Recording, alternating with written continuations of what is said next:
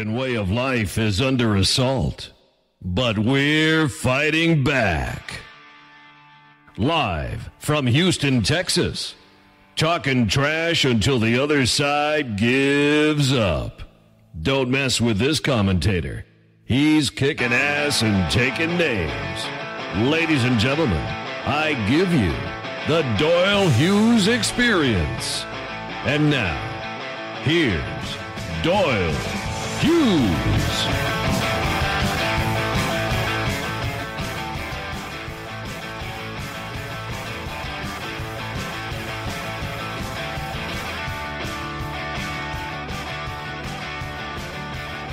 Hello, everybody.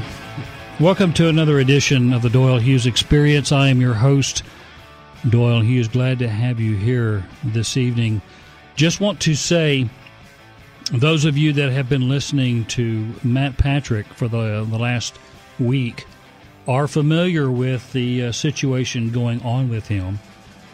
And I want you to stick around for the last segment of today's show because we've got something very special made just for him, and a great big thank you to Sloan for putting all of this together, and for all of those that have participated in this particular project that we did for him. I want you to stick around for the last segment of the show and don't miss that. In the meantime, I want to say welcome, Sloan. Thank you very much for being here and being a part of the show. I'm glad to have you here. Of course. My love. Those of you that don't know the relationship between Sloan and me, if you hang around for the last segment, like I said, you're going to become familiar with how things came to be between the two of us. And to Matt Patrick, I cannot say enough. Thank you very much. Thank you for all that you have done and all you do and all that you mean to this city, to this station, to me personally. Thank you very much for what you do and who you are. But before we get to that, there are some other things that I want to talk about.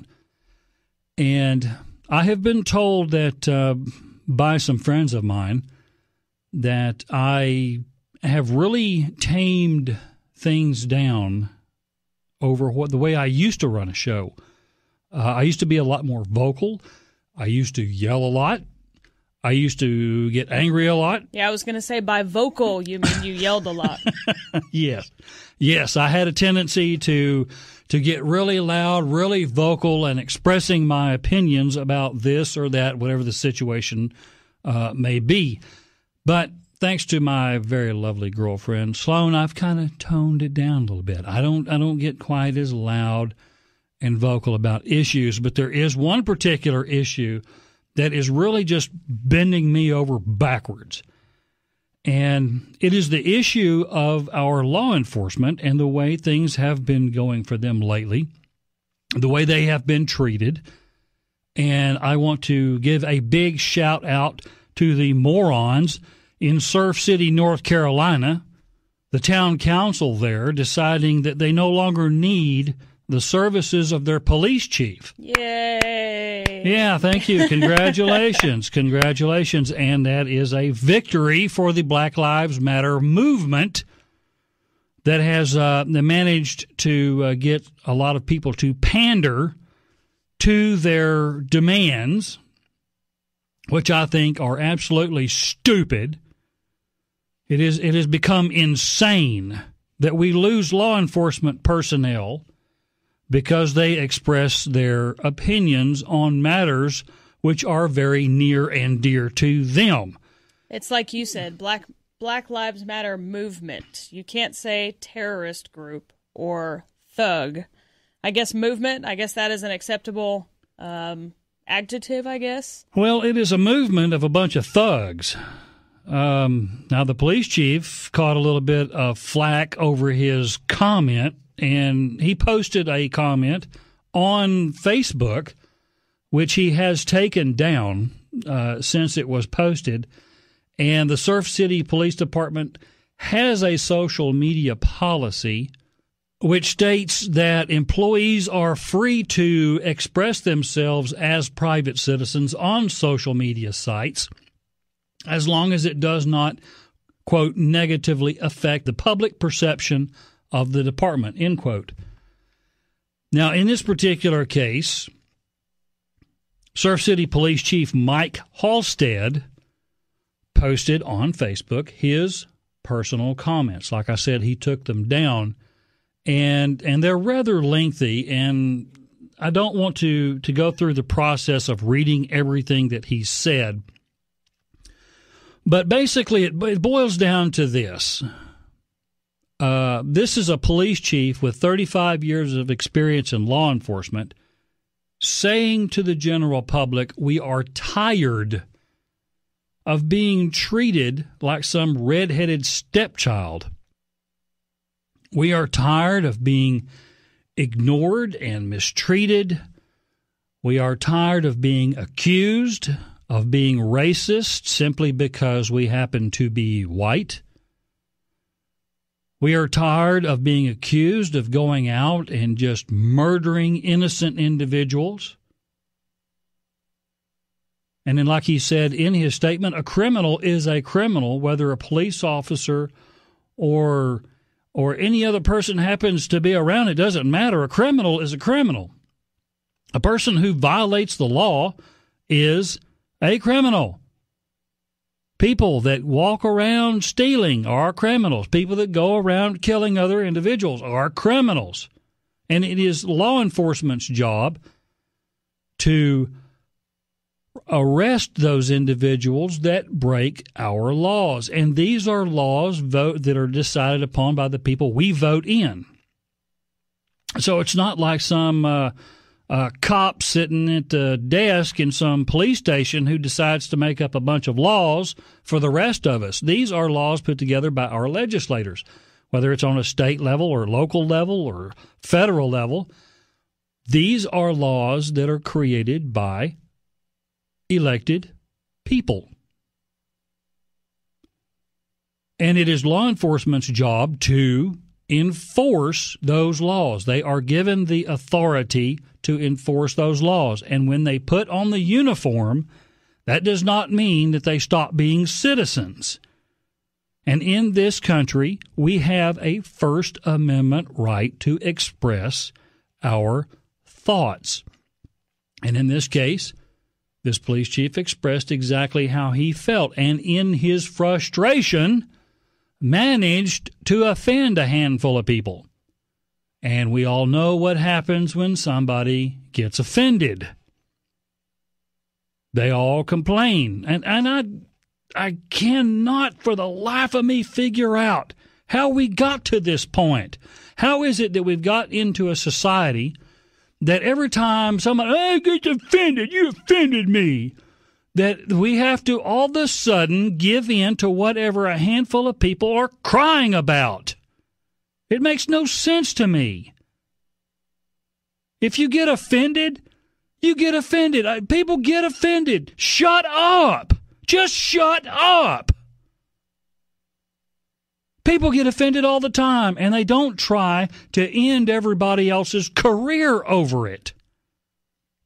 There are times when I get offended, and I speak to the individual that offended me, and it gets worked out, and I don't run to the media. I don't file a lawsuit. I don't call and report on the news, so-and-so said something, and that's offensive. Nowhere in the Constitution does it say you have the right to not be offended. In a free society where free expression exists, there are going to be people that are going to be offended. That is the beauty of our society. That is the beauty of the First Amendment. We get to express ourselves. I'm expressing myself right now over the airwaves. You may agree, you may disagree. If you disagree, then turn it off. You don't have to listen to what I say. But when it starts costing people, especially law enforcement individuals, it starts costing them their careers, I have a problem with that. Now, and he wasn't just an officer either. He was an officer for 35 years, but he was a police chief. Yes, this is the top dog in that town. This isn't just some beat cop. This is the police chief. Now, there was an emergency meeting Tuesday night with the town council. On Wednesday morning, a group gathered outside of the police department, all holding signs that said honk for Halstead, and we support Chief Halstead. The town coming out in rallying support. And a second rally was held on Friday. A third is planned for Saturday. The group that also plans to be at the next town council meeting, which is scheduled for October the 6th. And the chief himself came out to the rally and made a statement. He defined the word thug, saying it's not a racist term. I do apologize if I offended anyone with the use of the term thug. I am not a racist person. I have never been a racist person. Anybody who knows me will tell you that. Protesters say this is a First Amendment issue. I just think his freedom of speech was violated, and that's one of the things that is most important to me and what I think is the bigger problem here than what was actually said. He's explaining that there's movements out there that value one life over another, and all lives matter. And there's a honk of support, which is great to hear. All lives matter, and we don't need to be picking and choosing which ones do. Now, his statement also echoes things that I have said in the past. All lives matter. It's not just black lives matter or white lives matter or green lives matter or purple lives matter. It's all lives matter. But in this particular group of Black Lives Matter, there is an individual named Sonia Patrick, and she made a statement concerning his departure from the force. And she says, quote, "It let me know that Black Lives Matter has a lot more work to do in our mission for equality and justice. Also, honestly, it was almost hard to dignify with an answer. It was so ridiculous. It was absolutely a ridiculous, racially motivated statement. And coming from the chief of police was even more disappointing." Hard to follow her track of thought there. She thought that he should be removed from office. He shouldn't be allowed to benefit from a retirement package, which is what the town offered him. They offered him an opportunity to retire. From my understanding, he had been there as chief of police, I think, around 17 years. He had been there quite some time, so he was allowed to retire. She thought he should be just immediately fired. Of course, the NAACP in that area also echoed the sympathies of Sonia Patrick, and they thought that he should be terminated as well. But I have read through his entire statement, and nowhere do I find any racism. There's no name calling other than the word thug, and I don't have a problem using the word thug in describing those that live a thug life. In fact, if you're familiar with a lot of the hip-hop music that comes out nowadays, they use not only terms like thug, but other terms that we are familiar with that I will not use here. And those don't seem to be bothersome to them. No, they take pride in it. Yes, in fact, like you said, they're very, very, very proud of being called a thug. But again, like other words that I will not mention, they are allowed to use them if they want to use them, but other people apparently are not. I did not realize that they had coined these phrases. Yeah, I guess